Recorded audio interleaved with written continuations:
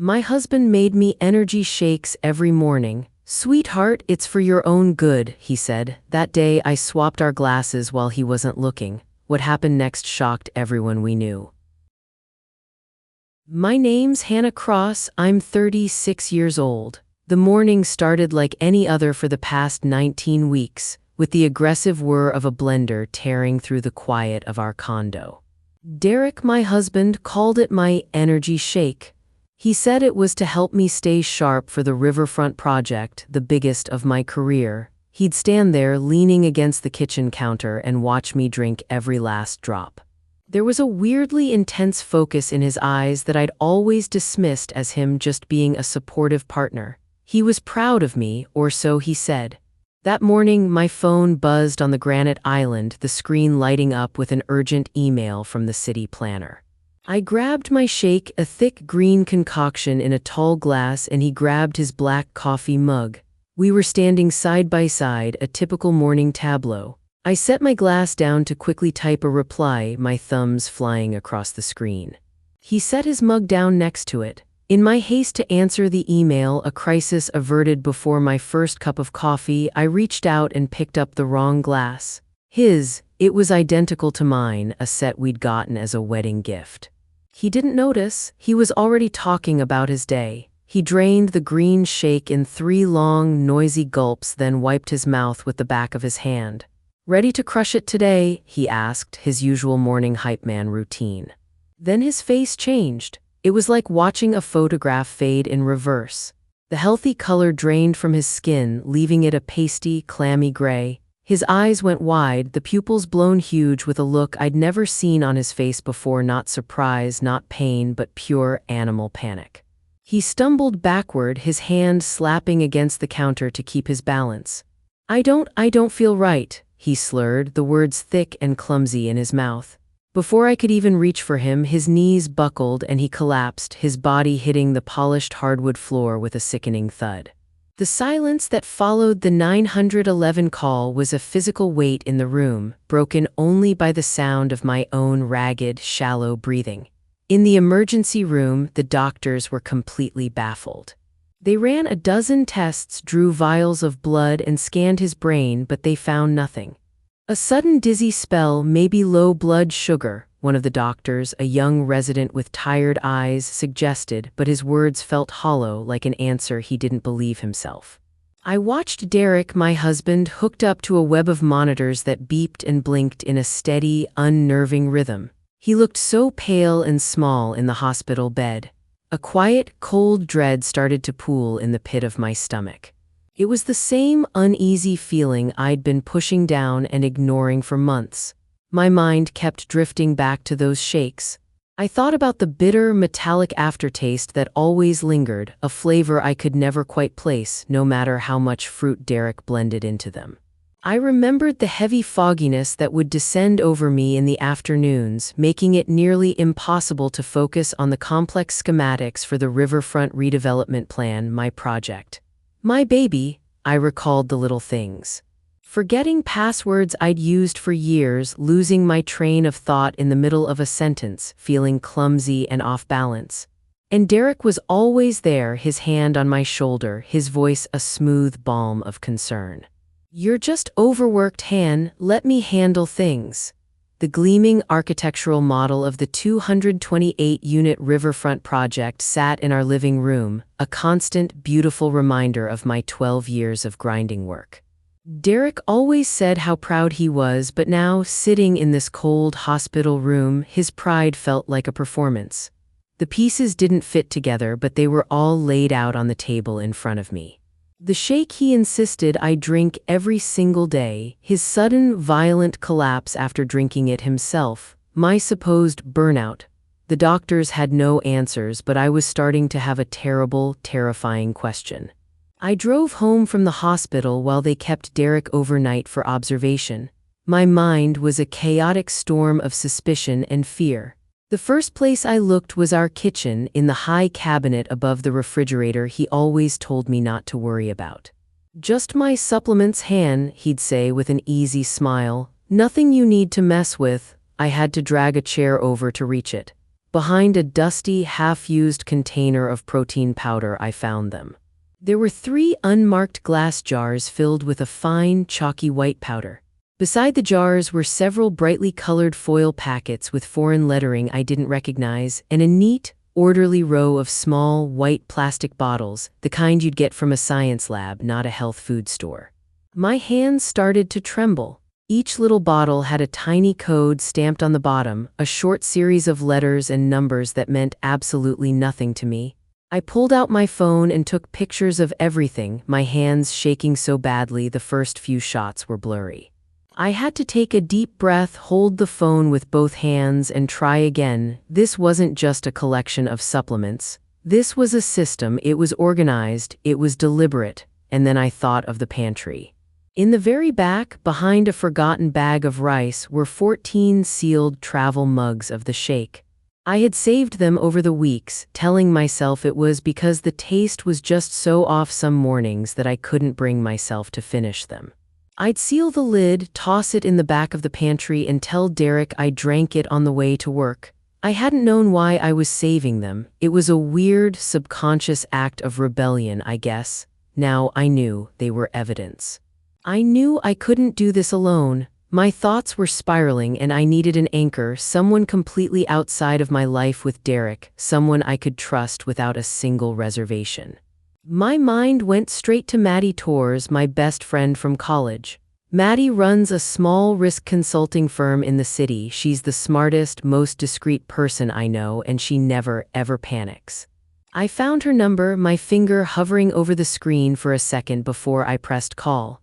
I walked into the guest bedroom and closed the door, my voice a strained, shaky whisper when she answered. Maddie, I think I'm in trouble, real trouble. I think Derek is trying to hurt me. I didn't have to convince her or explain away the craziness of what I was saying. She just listened, a steady, reassuring silence on the other end of the line as I spilled out the whole story, the shakes, the collapse, the cabinet. Okay, she said, her voice calm and firm when I finally finished. Don't touch anything else, don't throw anything away, and most importantly, don't let him know you suspect a thing. I know a guy, a retired pharmacist. Let's get those samples you saved tested. She told me exactly what I needed to do when Derek came home from the hospital: act normal, be the concerned, loving wife. The thought of it made a wave of nausea roll through me. How could I look him in the eye? How could I touch him? But Maddie's calm, logical voice was the first solid thing I'd had to hold onto all day. My first tactic couldn't be a big, emotional confrontation. It had to be silence and observation. My world had just shrunk to a single, terrifying mission: find the truth without ever letting him see me looking. Over a secure video call, Maddie introduced me to Dr. Vernon Grant, a retired pharmacist she knew. He was an older man with kind, serious eyes that seemed to understand the gravity of the situation without me having to explain it all over again. Following Maddie's instructions, I carefully packed up the 14 sealed shake samples into a box, labeling each one with the date I'd saved it. Maddie arranged for a secure courier, a guy who looked more like a bodyguard than a delivery driver, to pick up the box and take it directly to Dr. Grant's private lab. The next 2 days were agonizing. Waiting for the results felt like holding my breath for 48 hours straight. At home, I played the part of the dutiful wife. Derek was released from the hospital with a clean bill of health and a diagnosis of exhaustion. I fetched him water, fluffed his pillows, and listened to him blame his collapse on stress from work. He kept hovering, his face a mask of concern. "Are you okay, Han? Are you keeping up with everything on the project?" he'd ask. "You know I can always step in and help carry the load if you need me to." His voice was slick with that same false concern I was now starting to see for what it was. His offer to help no longer sounded supportive, it sounded like a threat. 2 days later, Dr. Grant called me directly. His tone was grim and left no room for hope. "It's a sophisticated mix," he explained, avoiding complicated medical terms. "A combination of things designed to cause cognitive fog, memory loss, and disrupt your sense of balance over time. It's nothing that would ever show up in a standard hospital blood test." He said that with daily, sustained use, the mixture would make someone appear as if they were suffering from extreme burnout or a sudden neurological issue. It wouldn't leave obvious marks, it would simply make a person fade. The words hung in the air after he said them. It was real. I wasn't going crazy. I wasn't overworked. I was being systematically, intentionally poisoned. The tiny, desperate hope that I was wrong, that this was all just a massive, horrible misunderstanding, was completely gone, and with it, any semblance of the life I thought I had.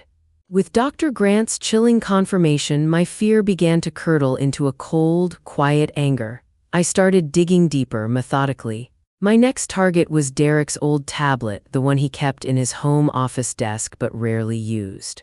I found it tucked under a stack of old financial files. I powered it on and the screen asked for a passcode. My fingers, moving on instinct, typed in our anniversary. It unlocked. The irony was a bitter pill that stuck in my throat. I scrolled through his apps and found one I didn't recognize, a messaging program with a discreet gray icon. The conversations were vague, clearly using some kind of code, but they were chilling nonetheless. There were messages about timing, dosage, and making sure the effect is gradual, not sudden. One message, sent from a contact labeled only with the initials CR, made my blood run cold. It read, "She's pushing back on the zoning variance. Is the protocol working?" Derek's reply, sent just a few minutes later, was even worse, slower than I'd like, "But she's forgetting things, getting clumsy. It's working. CR." My mind immediately jumped to one person, Colin Reed, a senior analyst at my firm, Horizon Design Group. He was ruthlessly ambitious, deeply resentful of my success, and had been quietly trying to undermine my work for years. A memory surfaced, sharp and sudden, of him at a company party a few years back, joking with a group of us that his abandoned chemistry degree meant he knew his way around powders. No one had laughed then, and it definitely wasn't funny anymore. The threat wasn't just in my home, it was at my office. It was aimed directly at my career, at the riverfront project that I had poured 12 years of my life into building. The next day at work, I saw everything through a new, horrifying lens. Every casual conversation, every polite smile felt loaded with hidden meaning. I watched Colin Reed during the weekly project meeting. He was slick and charming, always finding a way to position himself as the real expert in the room. He'd interrupt me with phrases like, "Just to clarify for the team," or "to play devil's advocate for a moment," framing his constant sabotage as helpful, collaborative input. I saw how he subtly planted seeds of doubt about my leadership with Gordon Pike, our boss, mentioning my recent fatigue in passing or questioning my budget projections with feigned concern. I finally understood that Derek wasn't just my supportive husband who happened to work at the same firm, he was Colin's inside man. He was feeding Colin information about my state of mind, my struggles at home, every single one of which he was manufacturing himself. They were a team. Derek's job was to make me appear incompetent and unstable, and Colin's job was to be there to witness my decline and politely suggest a more stable replacement, Derek. The pressure was immense. I had to perform flawlessly, hit every single deadline, and project an aura of unwavering confidence, all while knowing that my husband was trying to erase my mind and his colleague was actively working to erase my career. The irony was suffocating.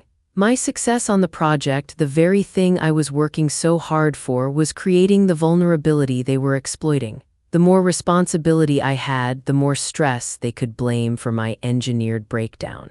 My search for evidence became more urgent, almost desperate. I knew the messages on the tablet weren't enough. I needed something more concrete, something undeniable. Late one night, after Derek had fallen asleep, his breathing a steady, even rhythm beside me in the dark, I crept out of bed and went back to his home office. I had searched his desk before, but this time I was more thorough. In the bottom drawer, hidden beneath a stack of old tax returns, was a small lockbox. I found the key on his keychain. Inside, my shaking hands found a slim black notebook. I opened it, my heart pounding in my ears. The first few pages were filled with a harsh, angular handwriting that I didn't recognize. It wasn't Derek's. It was a manual, a cold and clinical guide.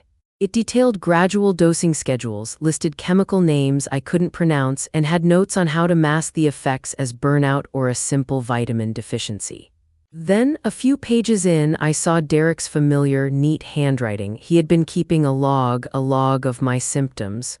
June 5, complained of a headache, forgot her keys. June 12, stumbled on the stairs. June 19, couldn't remember a client's name in a meeting.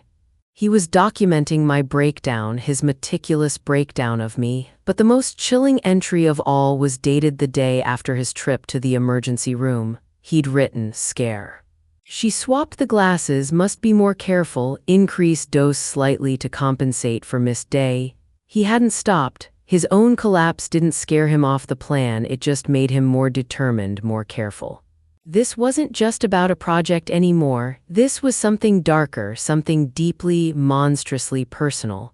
The notebook was a smoking gun, but the motive still felt incomplete, sabotaging my career for a promotion and a bonus. It seemed too extreme, too evil. Maddie suggested I look into our finances. She gave me the name of a specialist who could do a deep dive, but I started with the basics. Our joint bank accounts and any shared insurance policies. I logged into the online portal for our insurance provider, the one that handled our home and auto policies, my heart pounding a frantic rhythm against my ribs. I clicked through the documents and then I saw it. A policy I didn't know existed, a life insurance policy, for $1 million. It was taken out 8 months ago, just as I was being officially named lead architect on the riverfront project. The sole beneficiary was Derek Cross. My breath caught in my throat, a sharp, painful gasp. This wasn't just about making me incompetent so he could take my job. The end goal wasn't for me to step down. It was for me to be gone entirely. The project, the $50,000 completion bonus he'd get if he took over my role, that was just the short-term prize.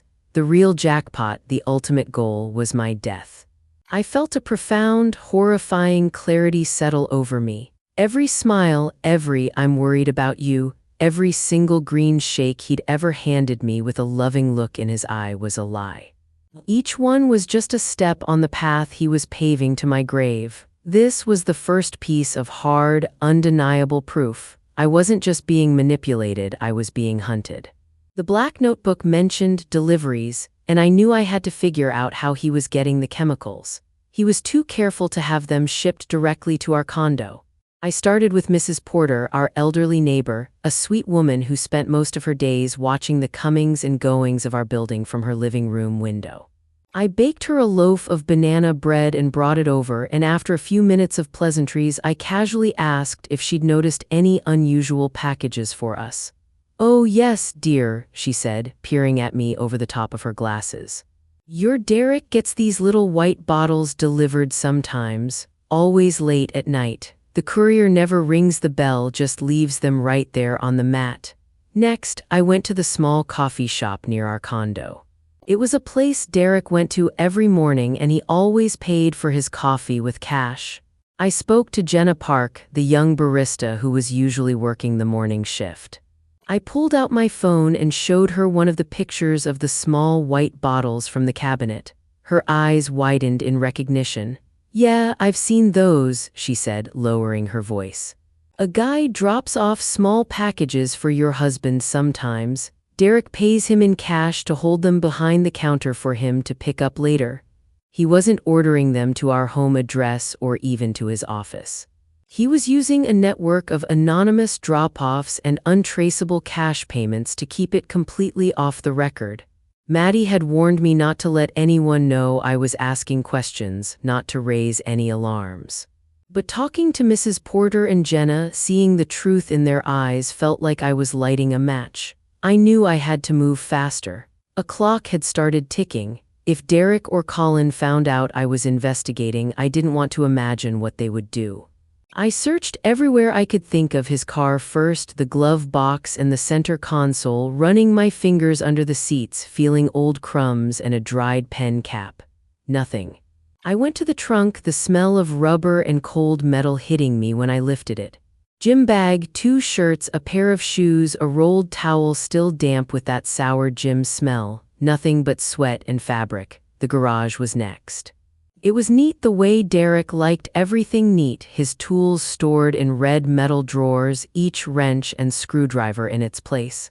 I stood still for a second and let my eyes slow down.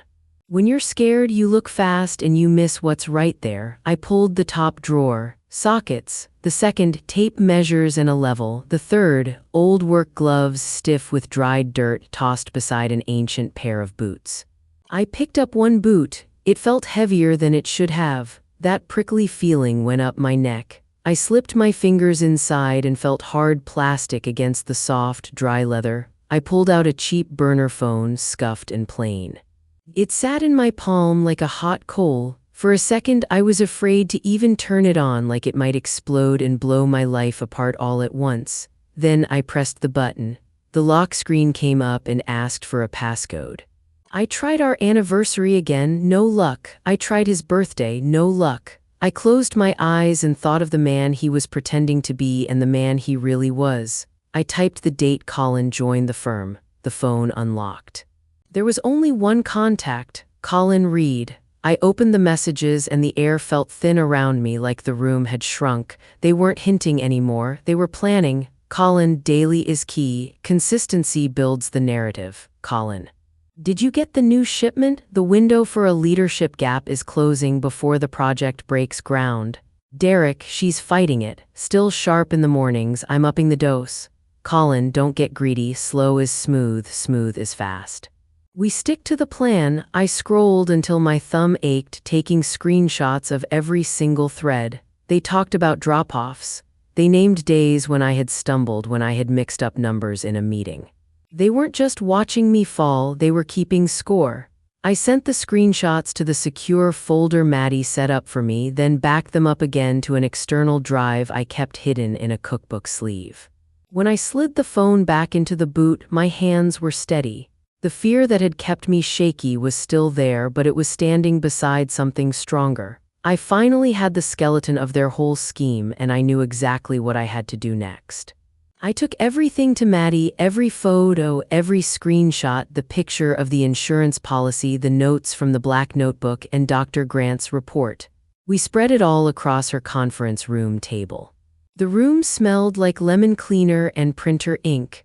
Sunlight cut across the table and hit the edge of one of the white bottles in a photo, making it glow. It looked like someone else's life spread out in evidence, but it was mine.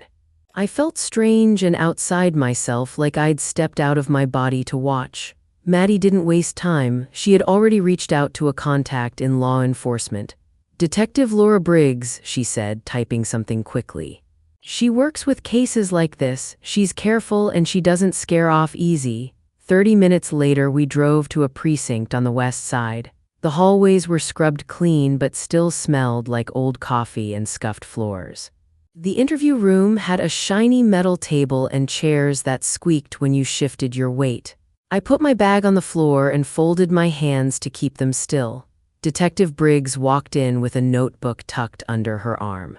She was mid-40s maybe, hair pulled back in a low bun, no makeup except for lip balm. Her eyes were clear and sharp. She introduced herself and sat across from me, then let me start. I told her everything from the first bitter swallow to the morning I found the burner phone in a boot. Every time I had to say, my husband, it was like swallowing a rock. She took her time with the evidence, asking simple questions in a steady voice. She didn't get dramatic. She didn't gasp. She just lined up the facts and looked at the shape they made.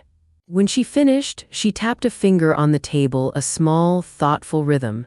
"This is strong," she said finally. "It's a very well-documented case of attempted murder." The words hit like a door slamming in a quiet house.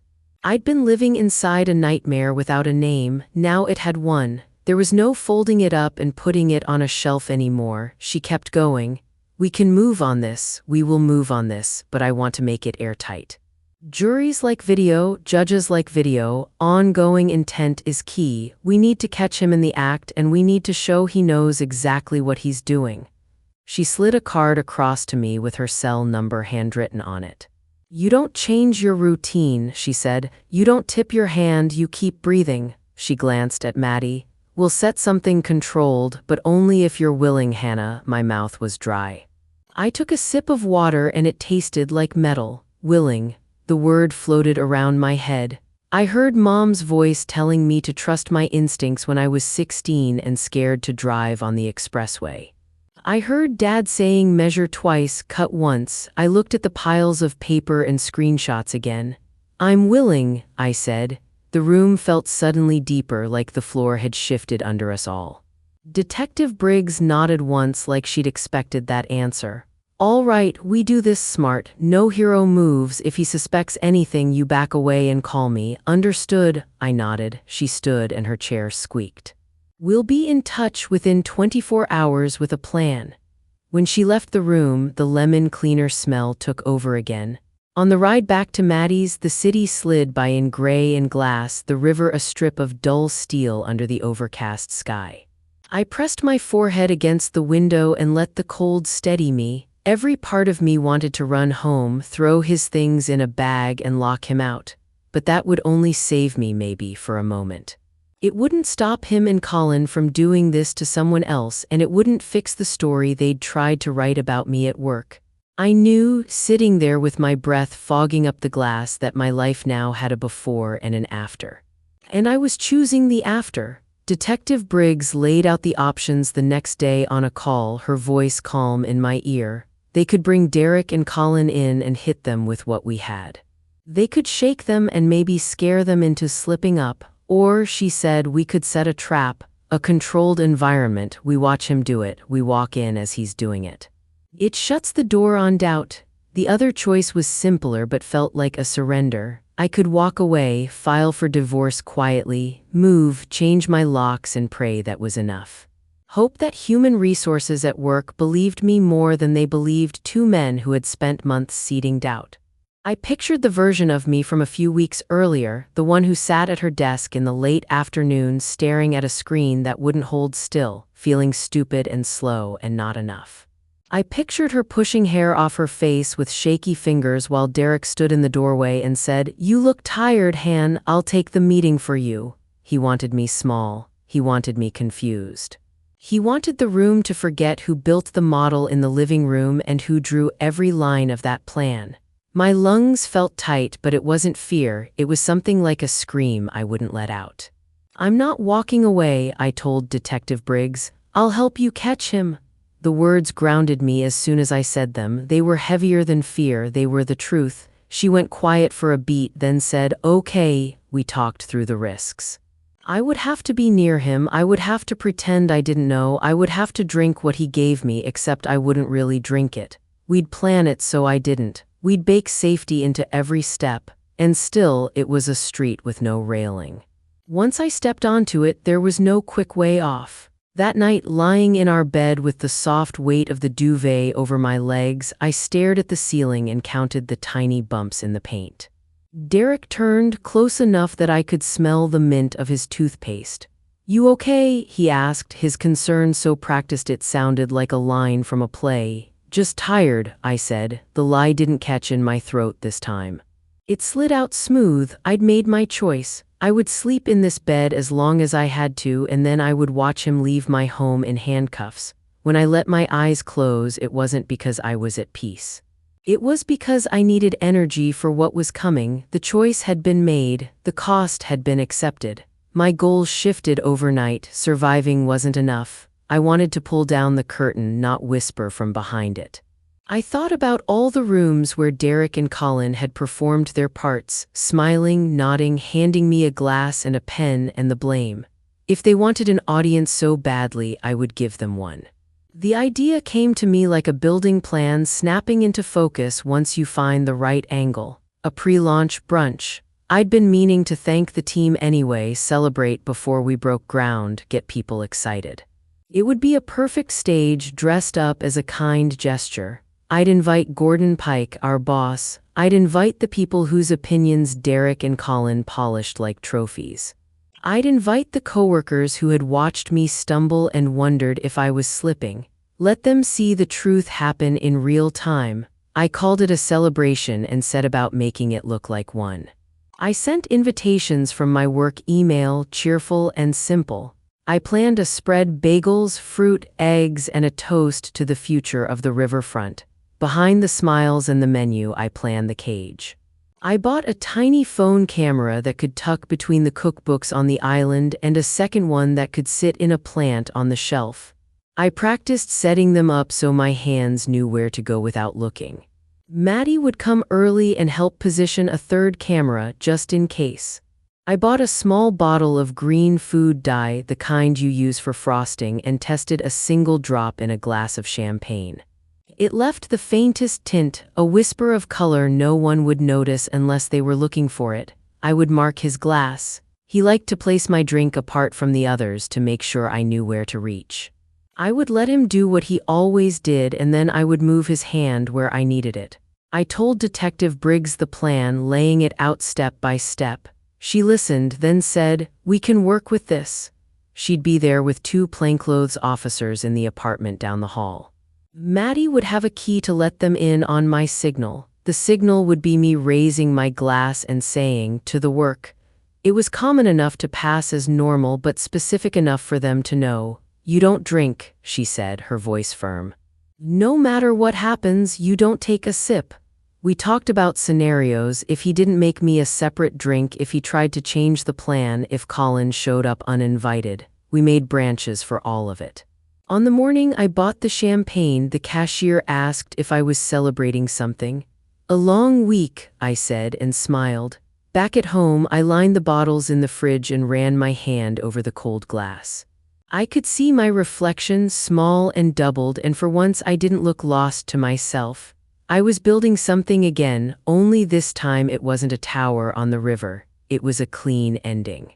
I would stand in my kitchen, the same place I'd stood with a poisoned glass in my hand, and I would break the story he'd written. I would say the words and press play, and then I would watch it all fall. Derek sensed it before I said a word. Maybe it was the way I moved through rooms without wobbling. Maybe it was the steady way I looked him in the eye. He started small. My keys weren't on the hook by the door when I went to leave for work. I checked the counter, my purse, the junk drawer. 10 minutes later, he found them in the refrigerator crisper under a bag of carrots. He laughed like it was a silly mistake. "You're really distracted, Han," he said, handing them over. His fingers brushed mine. They felt cold. That evening, the file I'd printed for a morning meeting vanished from my briefcase. I tore the living room apart before I spotted it, slid neatly under the couch where I never would have put it. "You put it there last night," he said. "You asked me to remind you." I hadn't. I knew I hadn't, but his voice made the lie sound like something that had just slipped my mind. He kept at it. He'd walk into the kitchen and say, "We talked about you handing me the budget draft, remember? You said you'd email it tonight." He was rewriting my days out loud, and if I hadn't known better, if the fog was still in my head, I might have believed him. He watched me for cracks. I gave him smiles. The next morning, he brought me another shake, the green surface shining in the light like a pond. He set it in front of me with a loving little flourish, the same old script. "Drink up." I leaned on the island and accidentally clipped the base with my elbow. The glass tipped and went over, the liquid splashing across the marble like paint. It ran down the cabinet front and dripped onto my slippers. My breath caught in my throat. For a single heartbeat, his face dropped the act. Raw anger flashed across his features, hard and hot, then it was gone. "Clumsy, clumsy," he sang softly, grabbing a dish towel. His eyes were dead flat when they met mine. "I'll make you another." "No, I'm late," I said quickly, reaching for my bag. I made the moment about time, not fear. I kissed his cheek. It felt like pressing my mouth to a stone.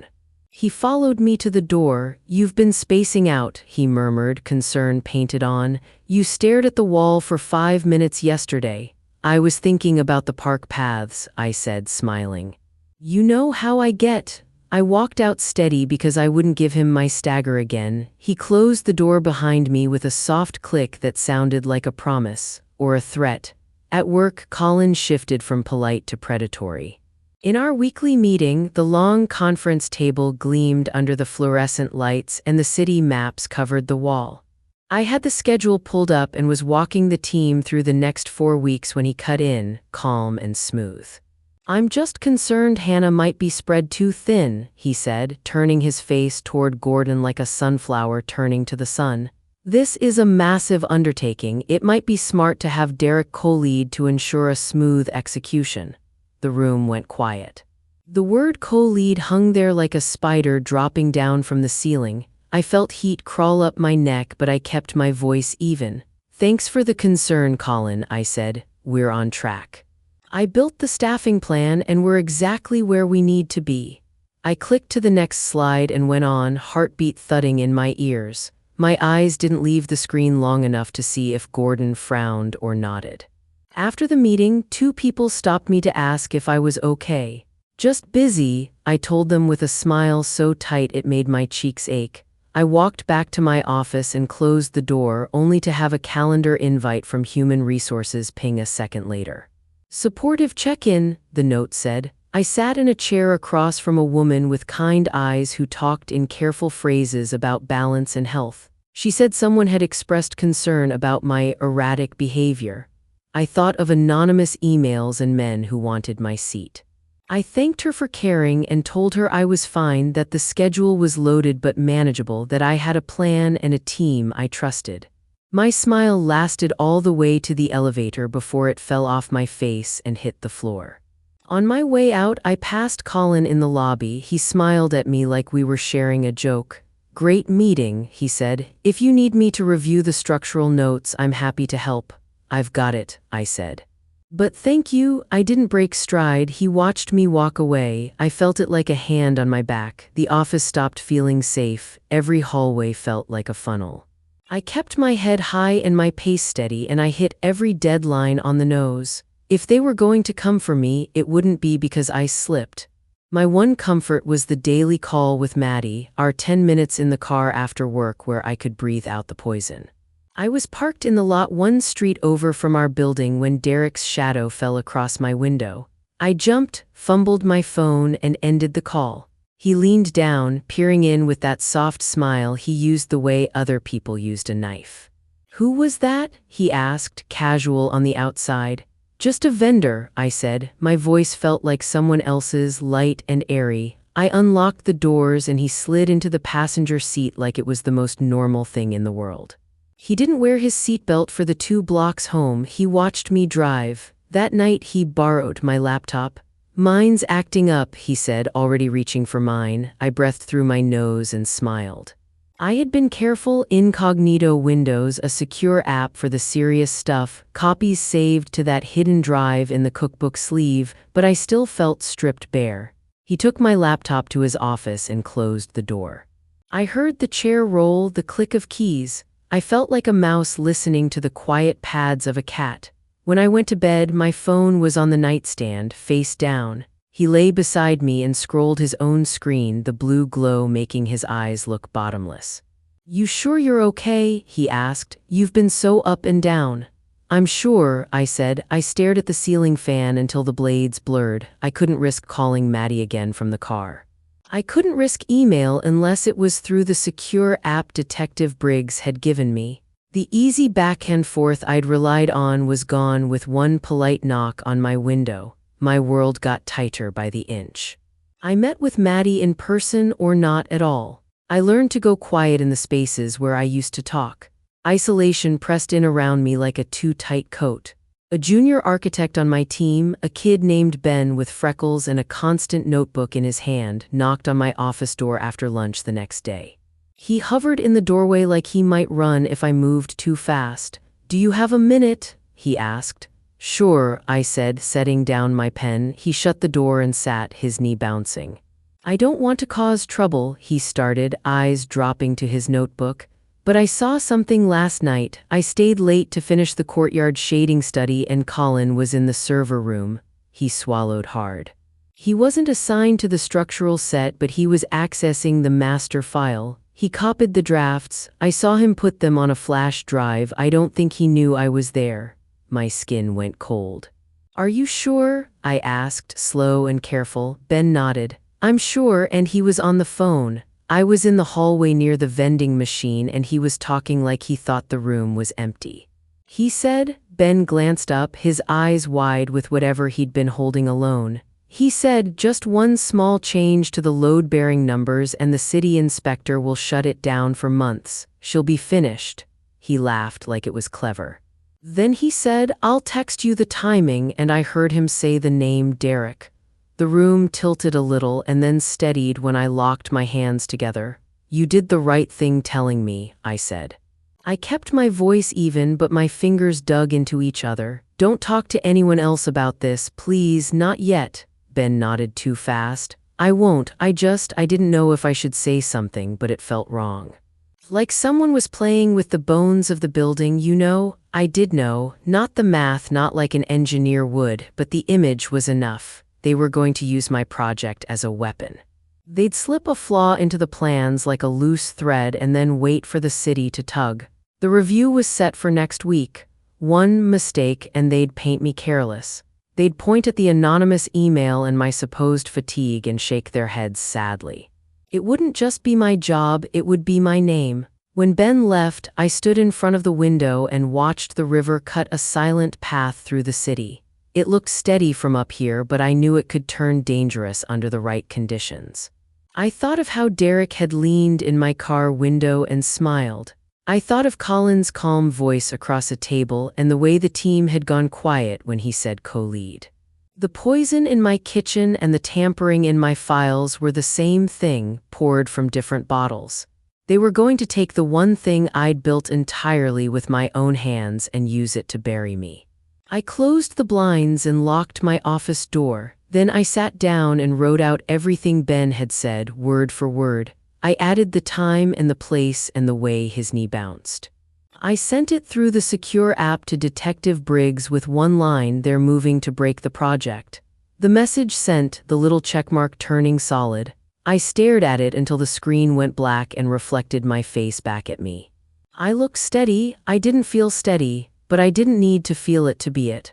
I picked up my pen and went back to work because that was one thing they didn't get to take. My first instinct was to march into Gordon's office with Ben's note and tell him everything.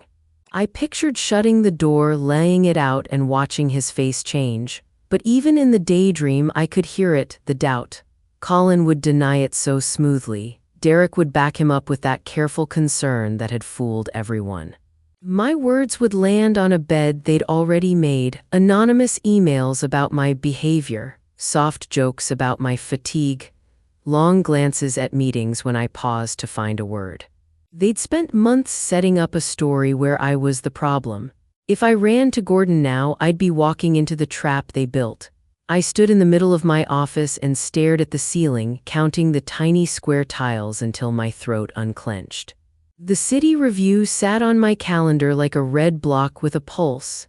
Next week, that was the line they wanted me to trip over. One planted flaw and I'd be the stamp that said "Do not trust." My job, my name, the work I'd fought for would be soaked in doubt. I could feel the clock thudding in my chest. I couldn't play this out in hallways and emails anymore. The choice narrowed to a single point.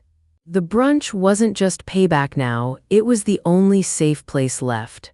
If I tried to fight them through official channels, they'd twist my words and use them to paint me as unstable. If I went quiet and hoped for the best, they'd roll right over me. I thought of Mom telling me when I was little that a bully gets loud when he senses you backing up. I wasn't backing up, I was building a stage. I printed my to-do list for the pretend celebration and added a second list in my head for the real event: cameras, dye, timing. If my life was a building right now, it needed a clean line of sight from foundation to roof.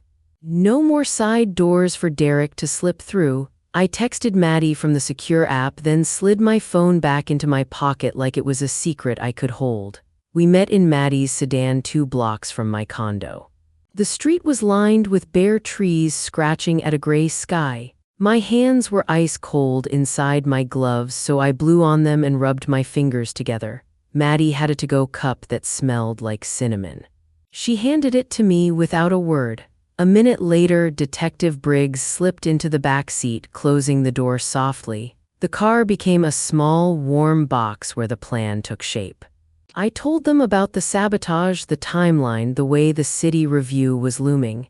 Detective Briggs's face went from alert to hard, the kind of hard that means action. "This doubles down the need," she said. "We get him on video doing what he's been doing, we keep you safe. We want him to show intent in the present, not just in messages and notes." We walked through the steps. I'd invite 8 people from work and a couple friends, just like any pre-launch toast. Maddie would arrive early under the excuse of helping me set up. She'd position a second hidden camera in the bookcase and check the first one I'd tuck between cookbooks on the kitchen island. The kitchen camera would see the counter, the sink, and the tray where Derek liked to place my drink. The bookcase camera would catch the living room and the television. Detective Briggs would be in the apartment down the hall with 2 officers wearing plain clothes. Maddie had quietly rented it for the weekend. They'd wait for my signal. I'd raise my glass and say, "To the work," to start the toast. That would be their cue to move. If Derek didn't make a separate drink for me, if he tried to keep everything identical, we'd adjust. Briggs had a small device in her bag that looked like a phone charger. She'd use it to pull the video straight from the hidden cameras the minute she walked in. My job was the ugliest. I had to stand shoulder to shoulder with him, smiling, and give him the space to commit the act he'd been rehearsing for months.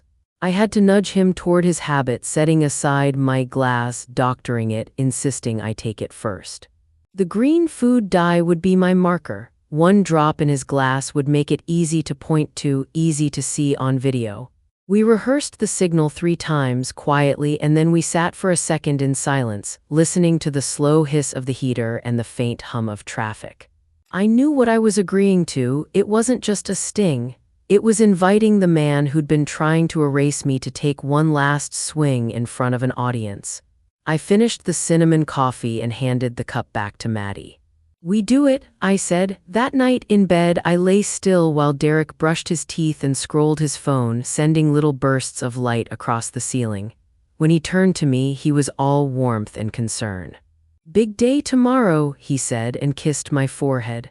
I kept my breathing slow after the lights went off. His breathing evened out beside me, steady and deep, and I watched the shadow of the ceiling fan lay its blades across the wall like a quiet clock.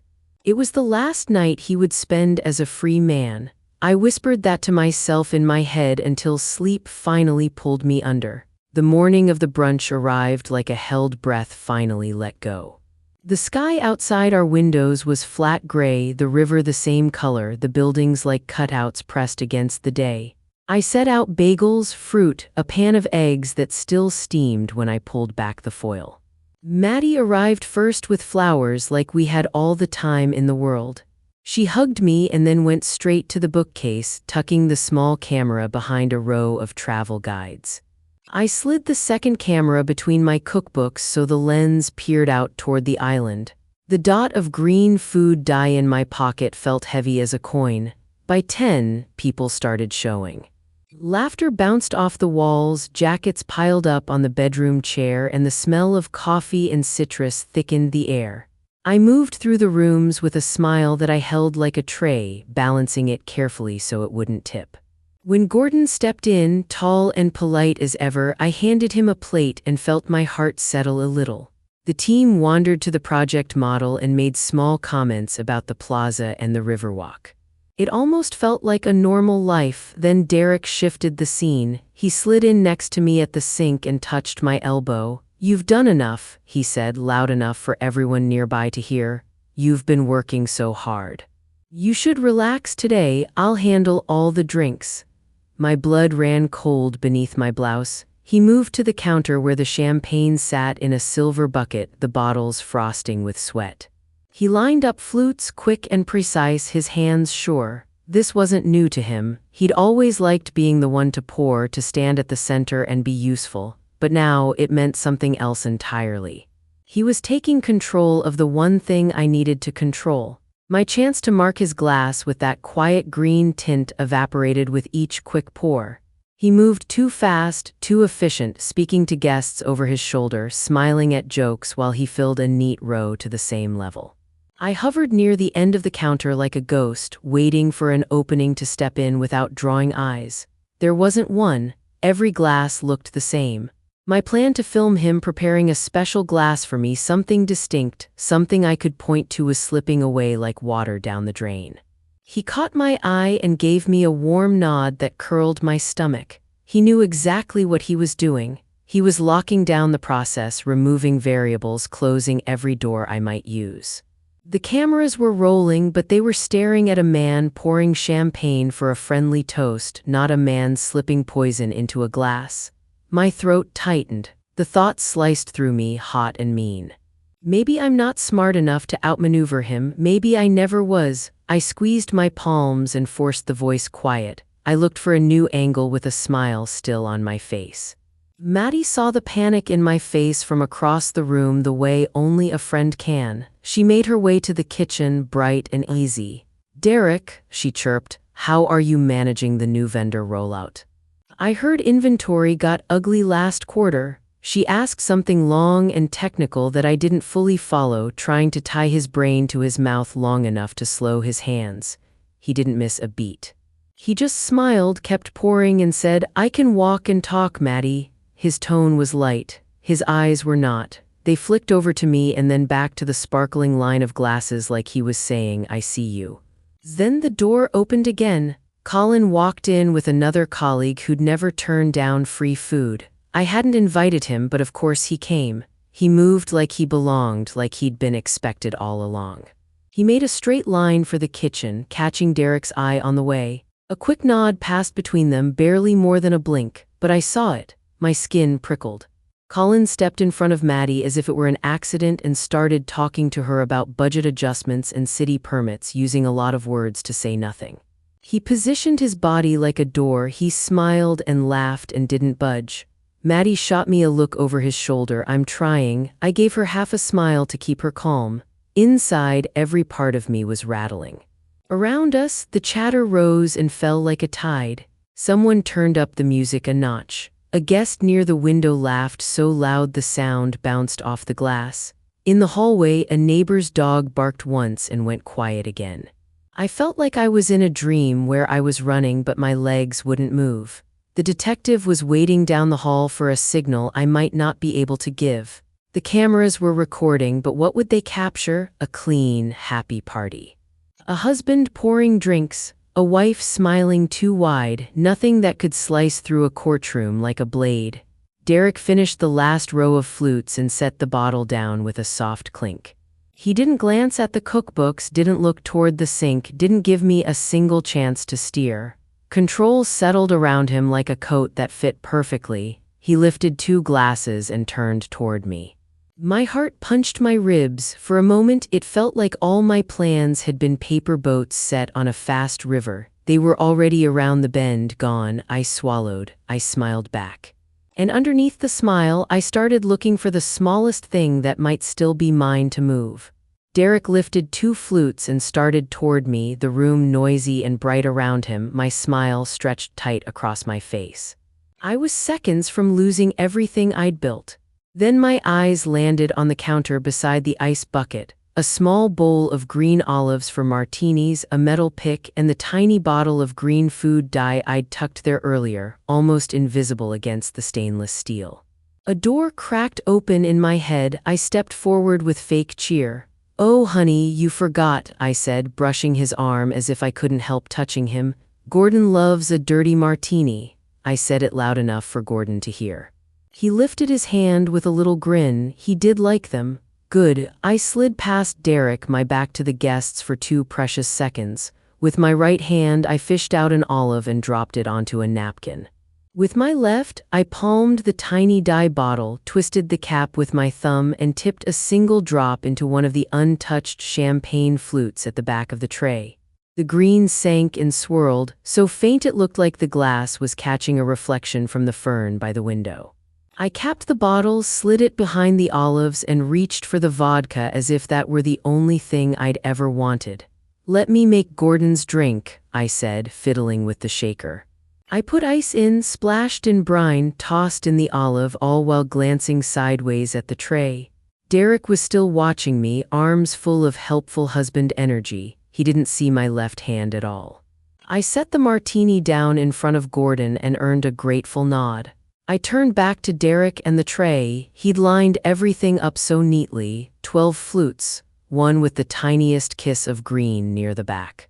I reached for a clean glass and stepped into the living room, pressing it into a coworker's hand with a laugh and a "you get the first." Then I came back and took one for myself. I didn't look at the green one. I didn't need to. It was there, it was bait. "Ready?" I asked, my voice ringing a little brighter than normal. He had 2 glasses in his hands, his smile too wide. He nodded, but while his head said yes, his eyes searched the tray, counting, checking. For a second they snagged on the dyed one. I saw it in the way his eyelids flinched. I lifted my glass. The room turned toward us. My heartbeat thudded in my ears like marching feet. All I had to do was keep moving and let him follow me straight into the spotlight. My heart hammered like a nail gun in my chest. I needed to steady my hands, so I filled them with motion. I grabbed the shaker again and made a show of fixing Gordon's martini, ice clinking, metal cooling my palms, then carried it to him with both hands like a waitress who'd been doing it her whole life. He took it with a quiet thanks. I turned and my eyes swept back to the counter where Derek stood, still holding 2 flutes like prizes. "You know what?" I said, light and chatty, voice bright enough to float above the talk. "I should get one for Colin too. It's only right, he's been such a help to the team." I looked across the room at Colin and smiled. He preened a little, the way he always did when someone fed him a compliment in public. I moved back to the tray. The green-tinted flute sat near the rear corner, the color so faint it could have been a trick of the light. I picked up a clean glass, then slid my fingers around the dyed one, careful not to tilt it. I crossed to Derek and held out the clean flute. "Here, let me trade you," I said sweetly, stepping into his space like it was the most normal thing. "This one's a little more full." "You deserve it." He hesitated, a flicker of confusion in his eyes, a twitch at the corner of his mouth. But Gordon was watching and my team was watching, and he couldn't afford to look controlling. He gave me his glass and took the one I offered. We both lifted our drinks a few inches without drinking. The dyed glass was still on the tray, waiting. My plan hadn't landed yet. I needed one more move. I laid my clean flute on the counter as if I needed to wipe my hands. "Don't forget Colin," I said with a laugh, turning back. Right on cue, Colin sauntered over, drawn by his name like a moth to a porch light. "Don't forget me," he said with a smug grin, eyes on the tray. He reached without looking for the first glass his hand touched. The green one. The moment his fingers closed around the stem, Derek's face changed. The fake smile cracked. Panic flashed raw and sharp in his eyes. His hand jerked like he was going to snatch it away, then stopped, froze, recalculated. He looked at me, and in that tiny, awful second I knew he thought the trap he set for me was about to spring shut on his partner. He saw a future he couldn't control. It was in that split second that he showed the room who he really was. I lifted my glass high. "A toast," I called out, and the chatter dissolved like sugar in hot coffee. Heads turned. Shoes shifted on the hardwood. Derek started forward a step like he might interrupt. "Hannah, maybe we should wait," he began, voice too bright. "Nonsense," I said, cutting him off with the shiniest smile I had. "To the riverfront project," I said, and I let my voice fill the space I'd built. "To 12 years of work, and to the team that carried every line and number." I looked at Gordon and a few of my key people, catching their eyes, giving them a place to stand with me. "And to my husband, Derek," I added, turning my head toward him just enough, for always making sure I had the energy to see it through. I saw his jaw flex, saw the muscle flutter like a trapped moth. I took a breath and said, clear and steady, "To the work." The words sounded simple to everyone else, but they were a bell rung down the hall, a door opening for Detective Briggs. My hand went into my pocket for my phone, slick with sweat, and came out steady. "Before we drink," I said, "I put together a little something, just a small thank you." I tapped the screen. The television on the wall blinked to life, the room going quiet except for the soft hiss of my soundbar. No slide deck, no sunny music, grainy footage, gray and close, filled the screen. My kitchen from this morning, seen from the angle of the books, a sliver framing the island. Derek's back was to the camera. He picked up a small white bottle and shook a fine powder into a single champagne flute. He stirred it with a spoon, slow and careful. He placed the glass at the front of a tray, just a hair set apart from the others. A soft gasp skittered around the room like a breeze through blinds. Someone whispered, "What is that?" No one moved. I kept my glass lifted. I didn't drink. On the screen, the camera view switched. The footage from the bookcase, wide and steady, came up with a quiet click. I'd edited the pieces together the night before, hands shaking only once. The television showed a screenshot of a text on a phone, Colin's words, sharp and simple, daily is key. Consistency builds the narrative. The next image slid in on top of it. A crisp picture of the life insurance policy, my name in bold, the amount a slap in black and white, Derek listed as the one who'd get the money. A low, collective sound rolled through the room, not quite a groan, not quite a gasp. Gordon's face went pale. He looked from the screen to me and back again. I could feel the whole room tilting like a floor that wasn't as level as people had thought. The final image landed and held. A page from Dr. Grant's report with the effects circled in red: memory loss, disorientation, loss of balance. No medical words to dodge, just plain harms spelled out. On the screen, the cursor hovered over the phrase daily sustained use, and then the clip of Derek stirring the flute played again, shorter, cleaner, like a heartbeat. Derek lunged for the remote on the coffee table, knocking a coaster to the floor with a hard thwap, but he was too late to change what everyone had already seen. "What is this, Hannah?" he blustered, voice cracking at the edges. "Is this some kind of joke? Vitamins, it's supplements, you know It's not a joke, Derek," a calm voice said from the hallway, and every head turned toward the front door at once. Detective Laura Briggs stepped into my living room with two officers, their plain clothes making them look like any other guests until you saw their eyes. Maddie, who had slipped out a minute earlier, came in just behind them, her face steady with a relief I could feel in my bones. "Derek Cross," Detective Briggs said, her voice firm, and even in the sudden hush, "you're under arrest for attempted murder." She held up her badge, but she didn't have to raise it high. No one in that room needed convincing anymore. The story had already been told, by his own hands on my screen, by his own messages, by his own plan. I stood with my glass aloft, not drinking, watching the shape of my life change in front of people who had believed the wrong story for too long. Chaos blew through the room like a storm. Derek started shouting, words tumbling over each other. "They're vitamins, it's a wellness mix. Hannah, tell them, Han, tell them." He took a step toward the TV like he could scrub the image off the screen with his hands. Detective Briggs moved first. An officer was already on Derek's left, calm and solid, telling him to turn around and put his hands behind his back.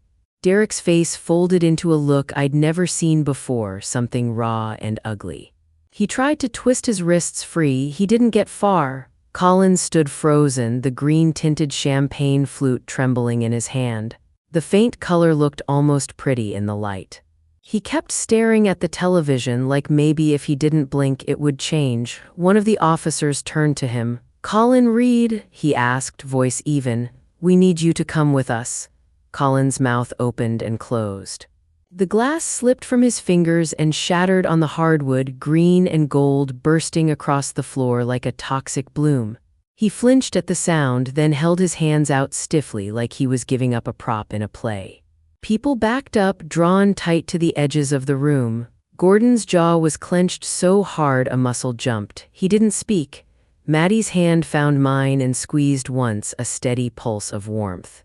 Detective Briggs nodded to me in passing, then to the bookcase camera. She didn't have to say anything. We both knew the story was out of our hands now. Derek tried one last time, his eyes hooking into mine like he could pull me back to him with a look. "Hannah," he said, voice dropping to a pleading whine. "This is insane, you know I would never." "They saw," I said quietly. "I didn't raise my voice, I didn't need to. We all did." They led him and Colin out past the people they had always wanted to impress, our coworkers, our boss, people who had laughed at their jokes and nodded at their ideas. The hallway swallowed their noise. When the door clicked shut, the room felt hollow, as if someone had taken the air with them. I stood there with my untouched glass of champagne in my hand, the bubbles rising and popping in the quiet. My revenge wasn't loud, it didn't need to be, it was exact. It was a mirror they couldn't look away from. The weeks after felt like living inside a stack of calendars. Days filled with police statements, emails from human resources, meetings where everyone's voices were careful. Horizon Design Group moved fast. Derek and Colin were fired the next business day. Gordon called me into his office and closed the door. He looked older and smaller than I'd ever seen him. "I am so sorry," he said, and I believed he meant it. "I should have seen it, I should have backed you harder." He gave me the things I needed, not just words, full authority over the riverfront project, a clear note to the company that I was the lead and there would be no co-lead. The $50,000 bonus was locked in writing. It was like someone turned on the lights in a room where I'd been walking by feel. The case didn't wobble, it set like concrete.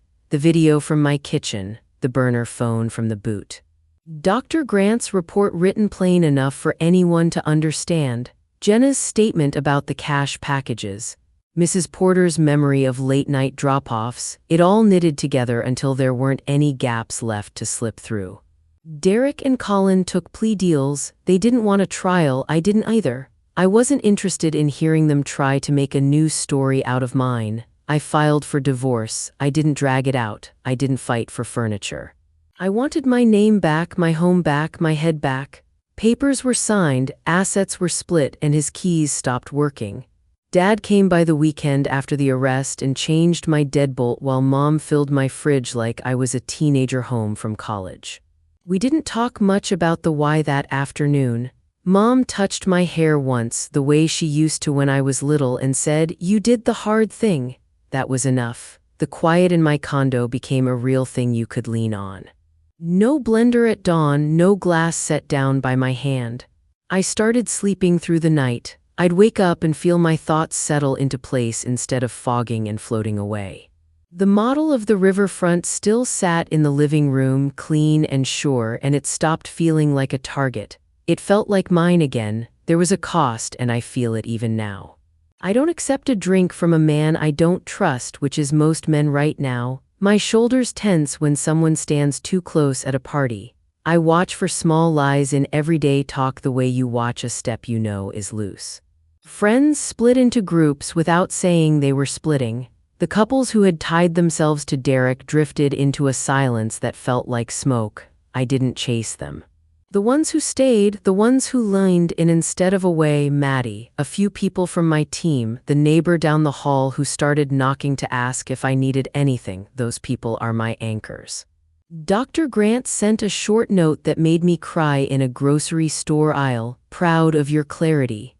On the first Saturday morning after Derek was gone, I stood at the kitchen island where this had all started.